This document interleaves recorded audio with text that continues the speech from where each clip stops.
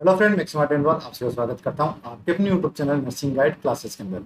जैसे कि फ्रेंड आप सभी को पता है, आप लोग अपकमिंग जितने भी एग्जाम हैं उनके रिगार्डिंग अपनी तैयारी कर रहे थे।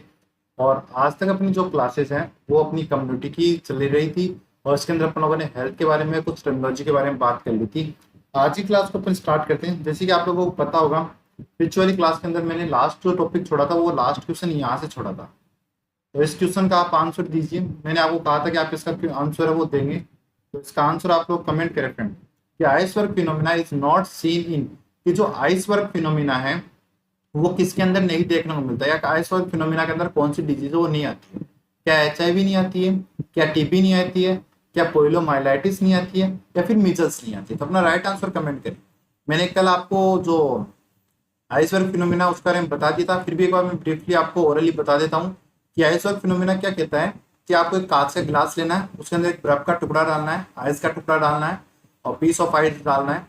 उसके अंदर आपको क्या करना है कि उसके अंदर आपको दो पोर्शन दिखेंगे। एक आइस का जो पीस रहेगा वो बर्फ जो पानी के अंदर डूबा हुआ मिलेगा। यानी आपको एक गिलास लिया, उसको आधा पानी से भर लिया। आपने क्या किया, आप लोगों ने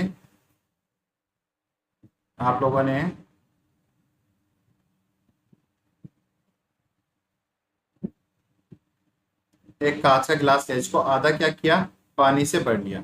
अब इसके अंदर क्या किया आपने, एक पीस ऑफ आइस डाल दिया। तो इसके अंदर आइस के दो पार्ट हो गए ना। एक वह पार्ट जो डूबा हुआ है, एक वह पार्ट जो डूबा हुआ नहीं है। तो डूबे हुए पार्ट को अपन क्या बोलेंगे, सबमर्ज पोर्शन। और जो नहीं डूबा उसको बोलेंगे फ्लोटिंग पोर्शन। ठीक है। तो फ्लोटिंग पोर्शन यानी जो आपको क्या कर रहा है, दिखाई दे रहा है, आपको विजुअल है। अब जो फ्लोटिंग टिप है वो किस चीज को बताएगा, विजुअल जो केसेस है उनको बताएगा। मतलब विजुअल क्या क्या हो सकते हैं, तो केस है वो अपना विजुअल हो सकता है। चलिए, आप लोगों के लिए क्वेश्चन है यहाँ पर, आप आंसर दें। अगर आप लोगों ने पिछले वाली क्लास देखी है कि केस है वो क्या होता है, what do you mean about case. चलो एक और क्वेश्चन बता देता हूं मैं आपको यहीं पर, केस। और दूसरा क्वेश्चन है कैरियर। केस और कैरियर क्या होते हैं, मैं वेट करता हूं आपका, आप आंसर करें कि केस क्या होते हैं, कैरियर क्या होते हैं। तो केस क्या रहेंगे, केस वह पेशेंट रहेगा जो क्या कर रहा है, डिजीज को ट्रांसमिट कर रहा है और अपने साइन सिम्टम्स को क्या कर रहा है, शो कर रहा है। ठीक है। और कैरियर क्या होगा, डिजीज को तो क्या कर रहा है, ट्रांसमिट कर रहा है, लेकिन साइन एंड सिम्टम क्या है, शो नहीं कर रहा है। ऐसे को क्या बोलेंगे आप, कैरियर बोलेंगे। ठीक है। तो अब मेरे को एक बात बताइए, जो सबमर्ज पोर्शन है, सॉरी जो फ्लोटिंग पोर्शन है जो दिखाई दे रहा है, वो केस को देखेगा या कैरियर को देखेगा, ऑब्वियसली केस को देखेगा। तो जो सबमर्ज पोर्शन है वो केस को डिनोट करता है। जो केस अपने डायग्नोस्ट हो जाते हैं उनको बताता है। ठीक है। और जो सबमर्ज पोर्शन है वो कैरियर को बताएगा और अनडायग्नोस्ड और एसिम्टोमेटिक है उनको डिनोट करेगा। अब क्वेश्चन था कि जो आइसबर्ग फिनोमिना है, क्या है, जो आइसबर्ग फिनोमिना है उसके अंदर कौन सी डिजीज को अपन इंक्लूड नहीं करते। तो इसकी एक ट्रिक है फ्रेंड, क्या है, रोज रोज मत तड़पाओ। क्या है, रोज रोज मत तड़पाओ। तो इस रोज का आर ले लिया, इस रोज का आर ले लिया, इसका एम ले लिया, इसका टी ले लिया। तो इसका तो हो गया रेबीज, रुबेला, मीजल्स और टिटनस। क्या क्या, रेबीज, रुबेला, मीजल्स और टिटनस। अब बताइए इन चारों में से ऐसी कौन सी डिजीज है जो आपको ऑप्शन में दिख रही है। पहला ऑप्शन क्या है, एड्स, दूसरा TB, पोलियोमाइलाइटिस, तीसरा क्या है, मीजल्स। तो यहाँ पर आपका राइट आंसर क्या चला जाएगा, राइट आंसर चला जाएगा ऑप्शन डी। यानी आपका राइट आंसर क्या चला जाएगा, मीजल्स।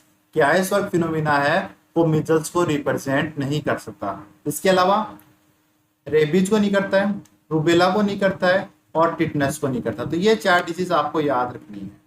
आई बात समझ में, आई होप आपको ये क्वेश्चन समझ में आ गया होगा। आगे चलते हैं। ओके, नेक्स्ट क्वेश्चन है,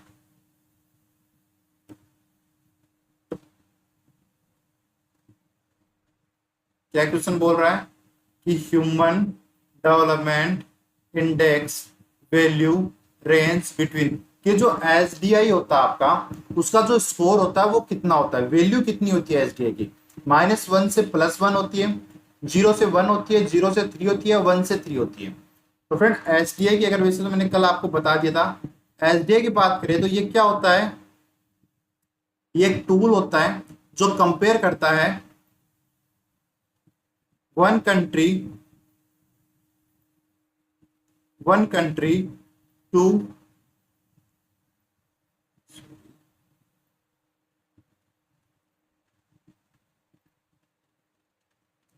क्या होता है, एक टूल होता है जो क्या करता है,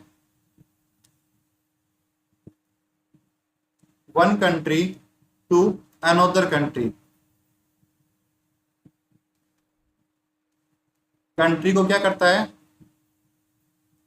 कंपेयर करता है। एक कंट्री को दूसरे कंट्री से कंपेयर करने के लिए जो टूल काम लेते हैं वो अपन एसडीआई लेते हैं। अब कंपेयर करने के लिए कुछ क्राइटेरिया होते होंगे, तो वो क्राइटेरिया क्या क्या होते हैं कि अगर मान लो एक कंट्री है, ये कंट्रीज हैं बहुत सारी, तो इनको कंपेयर करना है। तो कंपेयर करने के लिए इन कंट्रियों के अंदर अपन कुछ तो कुछ देखेंगे ना कि भाई इस कंट्री के अंदर वो चीज अच्छी है या नहीं है, कौन सी कंट्री में अच्छी है, कौन सी में खराब है, तो वो चीज देखेंगे। तो वो 3 चीज होती है। पहली क्या होती है, बर्थ एक्सपेक्टेंसी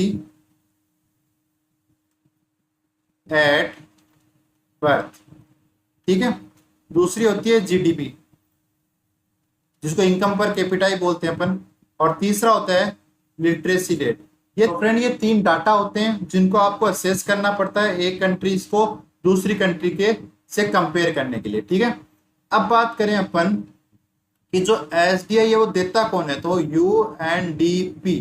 यूएनडीपी के द्वारा आपका एसडीआई स्कोर है वो दिया जाता है। आई बात समझे। अब एसडीआई के स्कोर कितना होता है, एसडीआई के स्कोर होता है मिनिमम 1 होता है, मैक्सिमम सॉरी मिनिमम 0 होता है, मैक्सिमम कितना होता है 1 होता है। ये आपका एसडीआई का स्कोर होता है, ठीक है। तीसरी चीज आपसे पूछी जा सकती है कि आपके इंडिया का स्कोर कितना, तो इंडिया का स्कोर है 0.644। क्या है, 0.644 आपके इंडिया का स्कोर है। जिसकी रैंक कितनी है, तो रैंक है 134, 134वीं रैंक है इंडिया की। कितनी रैंक है, 134वीं रैंक आपके इंडिया की, ठीक है। आगे चलते हैं तो आपका आंसर क्या चला जाएगा, आंसर 0 से 1 चला जाएगा। तो 0 से 1 कहां पर है, ऑप्शन बी के अंदर है। तो ऑप्शन बी है वो आपका यहाँ पर क्या हो जाएगा, राइट हो जाएगा। आई बात समझ में। आगे चलते हैं।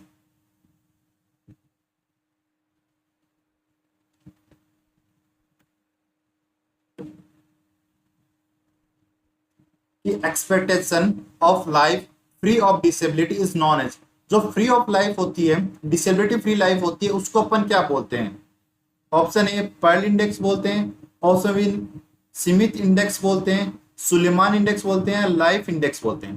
तो अपना राइट आंसर कमेंट करें कि जो डिसेबिलिटी फ्री लाइफ है उसको क्या बोलते हैं। और एक और है DALY, डेली की फुल फॉर्म और कमेंट करें फ्रेंड, डेली की फुल फॉर्म और कमेंट करें। आप दोनों चीजें दोनों क्वेश्चन होगा आप कमेंट करें।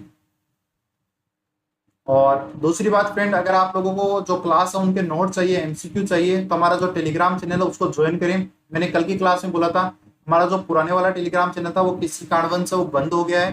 तो हमारा नया जो टेलीग्राम है वो हमारे यूट्यूब चैनल के नाम से, ये नर्सिंग गाइड क्लासेस के नाम से, तो आप उसको ज्वाइन करें, ठीक है। और अपने नोट्स है वहां से आप ले सकते हैं। फ्री जो टेस्ट सीरीज है वो भी आपको वहीं पर मिलेगी। तो अपना टेलीग्राम चैनल का लिंक आपको नीचे डिस्क्रिप्शन में मिलेगा, आप उसको ज्वाइन कर सकते हैं। फिर भी आपको कोई डाउट है तो आप कमेंट करें, कमेंट में आपका सोल्यूशन जरूर कर देगा। तो डिसेबिलिटी फ्री लाइफ को अपन क्या बोलते हैं, उसको अपन बोलते हैं सुलेमान इंडेक्स। तो अपना राइट आंसर क्या चला जाएगा, सी। और इसका राइट आंसर क्या रहेगा कि डेली फॉर्म क्या होती है, तो डिसेबिलिटी एडजस्टमेंट लाइफ ईयर। तो सुलेमान इंडेक्स क्या होती है फ्रेंड, मैं आपको बताना चाहूँ कि ये आपकी लाइफ यहाँ से स्टार्ट हुई, ठीक है, खत्म जाके हो रही है यहाँ पर। कितनी साल पे खत्म करें भाई, 100 साल पे कर देते हैं, चलो ठीक है। अब क्या हुआ, उस इंडिविजुअल को यहां पर कितनी साल करें, इसको 52 कर देते हैं, चलो 52 ईयर पे, ठीक है। यहां से यहां तक उसकी लाइफ के अंदर कोई भी अब नॉर्मलिटी नहीं थी, सुख शांति से अच्छे से जी रहा था।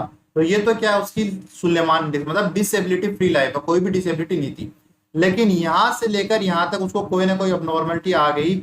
अब वो अपना जो भी जीवन जी रहा, आगे का अपना जो भी जीवन जी रहा है वो उस डिसेबिलिटी के साथ जी रहा है। तो डिसेबिलिटी के साथ क्या कर रहा है, एडजस्ट होके जी रहा ना, तो ये होगी उसकी डिसेबिलिटी एडजस्टमेंट लाइफ ईयर, ठीक है। जैसे मैं एग्जाम्पल की बात करूं, मान लो आज मेरी उम्र है वो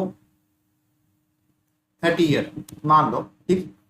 तो 30 ईयर है, तो 30, जैसे मैं 0 से 30 तक की बात करूं तो मेरे को कोई भी अब नॉर्मलिटी नहीं है, कोई भी डिसेबिलिटी नहीं है। तो ये तो हो गई मेरी डिसेबिलिटी फ्री लाइफ, यानी सुलेमान इंडेक्स, ठीक है। अब यहां से लेकर जो भी मेरी जिंदगी है, मान लो मेरी आईज है वो खराब हो गई, मेरे को चश्मे लग गए, ठीक है। तो अब मेरे को क्या हो गया, कोई ना कोई डिसेबिलिटी होगी ना। अब मैं उस डिसेबिलिटी के साथ जी रहा हूं, तो वो हो गई मेरी disability adjustment life year. I hope आपको समझ में आ गया होगा। इसका राइट आंसर आपका सी चला गया कि डिसेबिलिटी फ्री लाइफ को अपन क्या बोलेंगे, तो उसको बोलेंगे सुलेमान इंडेक्स। वाइल्ड इंडेक्स अपने कॉन्ट्रासेप्टिव के लिए काम में ली जाती है, ये आगे अपन पढ़ेंगे। अगला क्वेश्चन,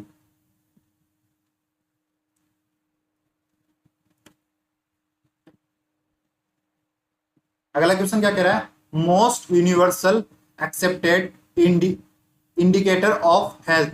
आपका सबसे अच्छा हेल्थ, किसी देश की हेल्थ को देखना हो तो सबसे अच्छा इंडिकेटर क्या है, एमएमआर है, आईएमआर है, लाइफ एक्सपेक्टेंसी है, या डिजीज नोटिफिकेशन रेट है।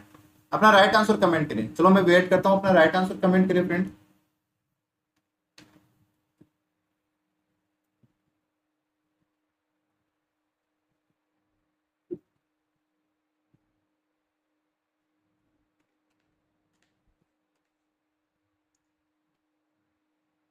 अपना राइट आंसर कमेंट करें कि मोस्ट इंपॉर्टेंट जो हेल्थ इंडिकेटर वो क्या है। तो मोस्ट इंपॉर्टेंट हेल्थ इंडिकेटर क्या आएगा आपका, आईएमआर रहने वाला है। तो ऑप्शन बी है वो यहाँ पर सही रहेगा। और आपको सोशल इंडिकेटर पूछे, सोशल इंडिकेटर पूछे तो वो क्या है आपका एमएमआर है, मैटरनल मोर्टिलिटी रेशियो आपका रहने वाला है। आई बात समझ में। आगे चलते हैं, नेक्स्ट क्वेश्चन क्या पूछ रहा है, virulence of a disease is include by. कि जो विरुलेंस ऑफ डिजीज है वो किसको बोला जाता है, विरुलेंस ऑफ डिजीज को अपन क्या बोलेंगे, virulence of disease also known as proportion mortality rate, specific mortality rate, case fertility rate, या amount of GDP spend on country of disease. Right answer comment करें। विरुलेंस क्या होती है, तो विरुलेंस की अगर मैं डेफिनेशन की बात करूं तो डेफिनेशन क्या रहेगी, सॉरी,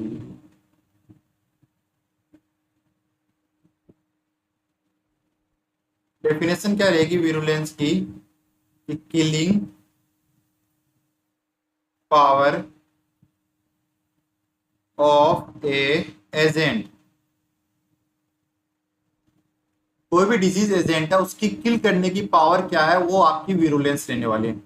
इसको आल्सो नोन है, जिसको किस नाम है, CFR के नाम से भी जानते हैं, यानी केस फर्टिलिटी रेट के नाम से भी जानते हैं। तो आपका केस फर्टिलिटी रेट किसके अंदर आ रहा है, तो ऑप्शन सी के अंदर आ रहा है। तो यहाँ पर आपका ऑप्शन सी है वो क्या रह जाएगा, राइट रह जाएगा। अब मेरा आपसे आज की क्लास के अंदर क्वेश्चन ये है कि सबसे ज्यादा CFR है वो किस डिजीज की होती है, क्वेश्चन है, कमेंट करें। तो कल की क्लास के अंदर इसका आंसर दिया जाएगा, आप इसका आंसर का कमेंट करें। कमेंट करने के बाद पता लगाएंगे कि भाई किस किसने सही आंसर दिया है।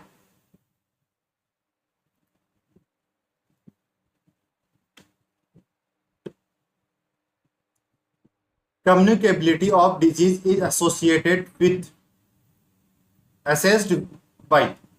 क्या है कि कम्युनिकेबिलिटी ऑफ डिजीज है वो अपन किसको बोलते हैं, कैसे असेस करते हैं, secondary attack rate, generation time, serial interval और इंक्यूबेशन पीरियड। तो आपका क्वेश्चन ये है कि चारों टर्म को आप एक्सप्लेन करें कि चारों टर्म क्या क्या होती है, सेकेंडरी अटैक रेट क्या होती है, जनरेशन टाइम क्या होता है, सीरियल इंटरवल क्या होता है, और इंक्यूबेशन पीरियड क्या होता है।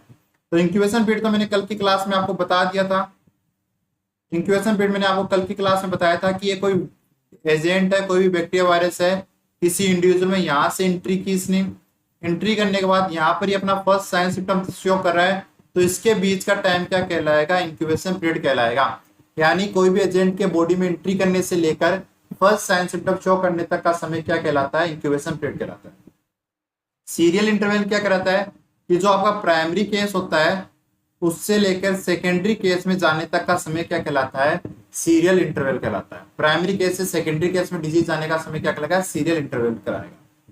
जनरेशन गेम जनरेशन टाइम, एक बैक्टीरिया वायरस अपनी ग्रोथ कर रहा है होस्ट की बॉडी में, उसको बोलते हैं सी जनरेशन टाइम। मतलब कोई होस्ट है, ये होस्ट है, ये होस्ट है, क्या पता किस टाइप का होस्ट है, लेकिन होस्ट है ये, ठीक है, कोई भी इंडिविजुअल है, इसकी बॉडी में बैक्टीरिया गया और अपनी ग्रोथ कर रहा है, इस ग्रोथ करने तक के टाइम को क्या बोलोगे आप, जनरेशन टाइम बोलोगे। और second attack rate, secondary attack rate क्या बोलोगे, वो बोलते हो कम्युनिकेबिलिटी को। और सेकेंड अटैक रेट क्या बोलते हो, एक क्वेश्चन और आ गया,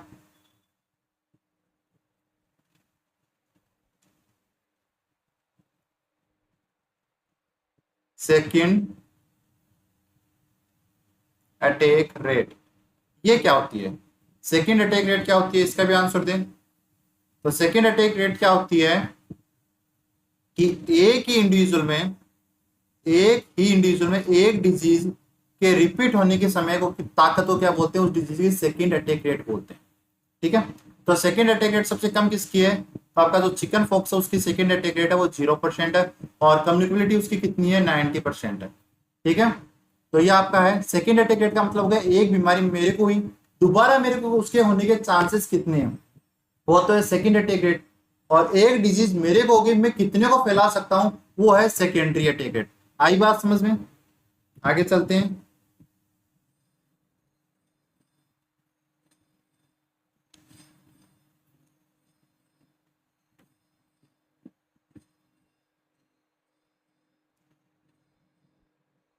अगला क्वेश्चन है, who is the first true epidemiologist, कि पहला ट्रू एपिडेमियोलॉजिस्ट कौन है, जॉन स्नॉक है, हिपोक्रेट्स है, जेम्स लिंड है, और आपका जोसेफ लिस्टर है। तो बताइए, तो पहला ट्रू एपिडेमियोलॉजिस्ट कौन है, तो वो आपका हिपोक्रेट्स रहने वाले हैं। कौन है, हिपोक्रेट्स रहने वाले हैं। ठीक है, ये कुछ टर्म्स हैं जो आपके क्वेश्चन, जैसे मैं वन बाय वन इनका क्वेश्चन बनाता तो आपको दिक्कत होगी, तो मैंने इनको यहीं पर डाल दिया है, तो आप इनका स्क्रीनशॉट ले लें कि फादर ऑफ एपिडेमियोलॉजी अपन किसको बोलते हैं, तो जॉन स्नॉक को बोलते हैं, मॉडर्न फादर भी जॉन स्नॉक को बोलते हैं, ट्रू फादर किसको बोलेंगे, हिपोक्रेट्स को बोलेंगे, father of public health cholera को बोलते हैं, फादर ऑफ इंग्लिश मेडिसिन भी अपन हिपोक्रेट्स को बोलते हैं, फादर ऑफ इंडियन मेडिसिन चरक को बोलते हैं, फादर ऑफ सर्जरी किसको बोलते हैं, सुश्रुत को अपन बोलते हैं। तो आज की क्लास हुई खत्म। तो आई होप आपको आज की क्लास अच्छी लगी हो। क्लास अच्छी लगी तो क्लास को लाइक जरूर करें, और चैनल पर नहीं तो चैनल को सब्सक्राइब जरूर करें, और हमारे टेलीग्राम चैनल को ज्वाइन करना ना भूलें। Thank you friend.